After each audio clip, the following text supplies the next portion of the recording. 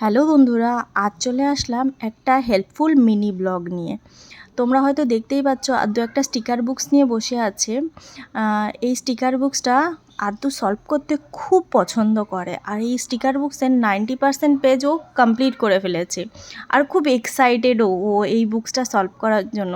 ও যখনই মনে হয় যে এই বুকসটা সলভ করবে আমাকে নিয়ে আসে, আমাকে পাশে বসিয়ে বলে মাম্মা এটা সলভ করবো। তো ও অনেক কিছু শিখে গেছে। প্রথমে আগে শেপগুলো প্রপারভাবে বসাতে পারতো না, আর এখন একদম প্রপারভাবে বসাতেও শিখে গেছে। একটু ট্যাড়া ব্যাকা করে ফেলে কোনো সময়, আবার নিজে স্টিকারটা তুলে আবার ঠিক করার চেষ্টাও করে। তো আদ্দুর বয়সী ছোটো বাচ্চাদের জন্য এই বুকসটা খুব ভালো। আর যেহেতু কালারিং, সেজন্য ওরা এটা দেখে বেশ এক্সাইটেডও হয়ে যায়, আর শেখার চেষ্টাটাও অনেকটা বেড়ে যায়।